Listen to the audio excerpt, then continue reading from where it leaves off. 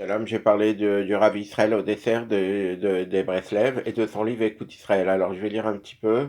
Du pain pour mes enfants. Vous étiez des enfants, vous ne saviez pas ce qui se passait il y a 100 ans. Breslev était alors au summum de la honte. Mon but là, c'est de faire en sorte qu'il n'y a plus de clans, il n'y a plus de différence entre tous les juifs comme nous les séfarades. Avant, on voyait un juif, on était content. Ne saviez-vous pas que le monde entier est opposé à Breslev? Et Breslev va et monte chaque jour. Je vois cela. Mais j'ai souffert, j'ai terriblement souffert de la faim et je n'avais rien. Je n'avais ni revenu. Je n'avais même pas de pain pour mes enfants. Ce que j'ai pu souffrir, c'est sans mesure. Qui peut imaginer, concevoir, raconter ce qui m'arriva, ce que j'endurais, par quoi je suis passé? J'avais 10 enfants et pour ces petits, je n'avais pas de pain. Ils me demandaient, papa, du pain, du pain, du pain. Je n'avais rien à leur donner, du pain, du pain, du pain. Des petits-enfants, mais aussi des plus grands. Oh, ce qui m'arrive à la douleur que j'ai pu ressentir. J'avais des enfants, je n'avais pas de pain pour eux. Je savais qu'il fallait leur donner du pain, mais je n'en avais pas. J'ai aussi souffert avec mes enfants du froid et de la famine. J'avais une peine qu'il est impossible d'imaginer. Eux, les opposants, avaient autant d'argent que des sacs d'ordures. Avec toutes leurs dollars d'Amérique, ils se firent même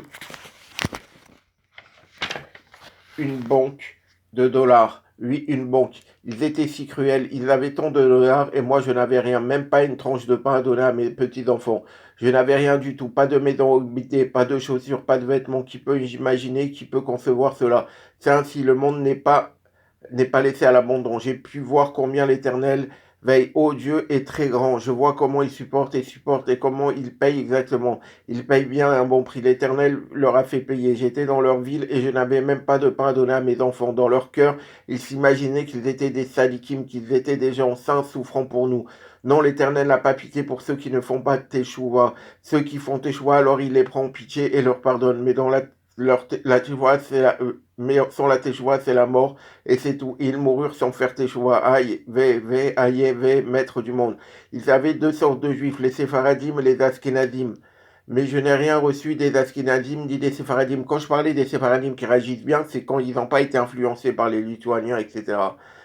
Comme par exemple, nous en Tunisie, c'était comme ça. On voyait un juif, on était content. Je n'avais même pas un petit morceau de pain à donner à mes enfants, mais je suis encore vivant et je vois qu'il y a dans le monde une providence. Dieu a créé le monde et il dirige en voyant toute pièce que l'on vole. Oh, oh, oh, oh, il est interdit de suspecter l'Éternel, car tout se fait avec justice, jugement et miséricordieux, et nous ne savons rien. Tout est compatibilisé, tout est jugé, tout est inscrit. C'était les opposants et ils pensaient que j'étais un homme simple.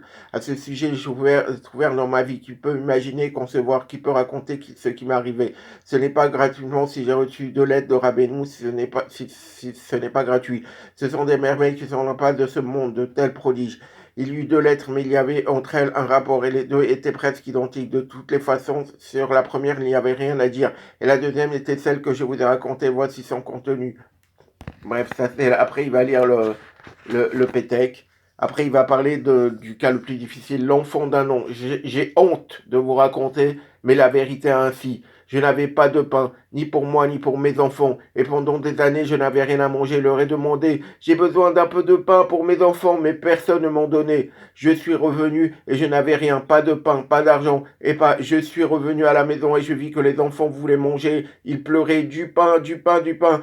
Mon tout petit me demanda du pain et je n'avais rien à lui donner, même pas une tranche de pain, même pas un morceau pour sentir le goût du pain. Oh, quel goût que c'est! Nous étions tous en grand danger, je ne savais pas comment nous avons pu rester en vie. Qui peut raconter, qui peut imaginer, qui peut parler? Aujourd'hui, je rigole, mais j'ai tant pleuré. Mon enfant unique, un tout petit bébé, est mort de faim. Il a gonflé, il est mort, il avait 1 an et c'était mon fils unique, mon premier enfant. Il était résistant, mais il est mort. Mais il est mort de faim. Combien de larmes il versa? Du pain, du pain. Il gonfla comme une montagne d'or. Oui, par la fin, son corps devint comme une montagne. Ensuite, il redevint normal. Et par la fin, son âme sortit. Il pleura jusqu'à sa mort. Du pain, du pain. Je n'exagère pas et je ne mens pas. Que Dieu préserve. Je n'exagère ni ne mens. Je ne peux pas raconter la situation comme elle était. Un enfant d'1 an qui avait en lui toutes les forces et toutes les sensations. Il sentait qu'il avait un manque, qu'il avait besoin de pain. Il pleura jusqu'à ce qu'il meure. Mourir de faim est la mort la plus terrible qui puisse exister. Il y a un verset qui dit mieux vaut mourir sous le glaive que de faim. Mourir par le glaive, il meurt, il décède, mais mourir de faim, que Dieu nous préserve de goûter à cela. Toutes les nuits, l'enfant hurlait du pain, du pain, du pain, et je n'avais rien à donner. Je vivais à Tibériade avec ma femme et mon fils. Je suis venu et j'ai vu la souffrance terrible d'avoir faim. Ceci est impossible à imaginer dans l'esprit. Une telle souffrance, ce n'est pas de ce monde. Mais la souffrance du glaive est bien meilleure que celle de la faim. J'étais en danger, j'ai souffert de la honte, de la faim, une faim terrible pour moi et mes enfants. Ceci n'était pas gratuit, mais voulu par la providence divine. Je devais endurer cela et passer par cela. Qui peut savoir combien de punitions, combien de malheurs j'ai épargné au peuple d'Israël par le fait que mon enfant ait subi une telle mort. Par la faim, il mourut. À tout ce que j'ai pu souffrir dans ma vie est impossible à imaginer, à concevoir. J'étais rabaissé plus que pourrait l'être un juif au milieu des non-juifs. Un tel abaissement, une honte si grande. Il disait, comme il étudie le Likouté Tefila de Rabbi Nathan. Comment il étudie le Likouté Tefila de Rabbi Nathan, mais grâce à Dieu, j'ai pu me renforcer, tenir devant toutes ces humiliations. Toutes les générations jusqu'à l'éternité ne suffiront pas à raconter ce que nous avons dû souffrir. Il est impossible de raconter, de décrire, de dire sur tout ce que nous avons dû endurer d'être des Breslev. Il n'y avait pas de femme à épouser, personne ne voulait de Breslev. Tout ce qu'on a pu endurer est comme une goutte dans l'océan. À Tibériade, à sa fête à Jérusalem, il y avait deux Breslev, Rabbi Israël Kardomer et Israël Ber. Tous se moquaient de nous, mais dans notre cœur, on se moquait d'eux. Avec le Likouté Alachot et Likouté Moran, nous nous moquions de tout le monde, nous étions vaccinés. Rabbi a dit, il y aura encore beaucoup à dire et à raconter sur mes hommes. Quels héros sont-ils? Je fais un appel pour qu'on soit tous unis, qu'on soit, de quelle tendance religieuse on soit, et qu'on fasse pas de différence. Encore, il y a des différences pour les mariages. Alors oui, c'est pareil. Quand on attire des gens, par exemple les Lubavitch, ils attirent des gens. Après, ils disent oui, pour le mariage, là, on s'occupe pas de ça, on s'occupe que des Chabad. Ou tel et les orthodoxes, c'est pareil. Un juif, c'est un juif.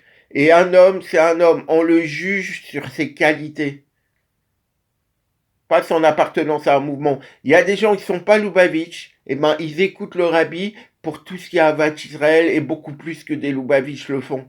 Parce que le message premier du rabbi et du Baal Shem Tov, c'est Avat Israël, par exemple. Voilà. Donc, je dis pas pour monter les uns contre les autres, hein, Chas Shalom. Je dis qu'on fasse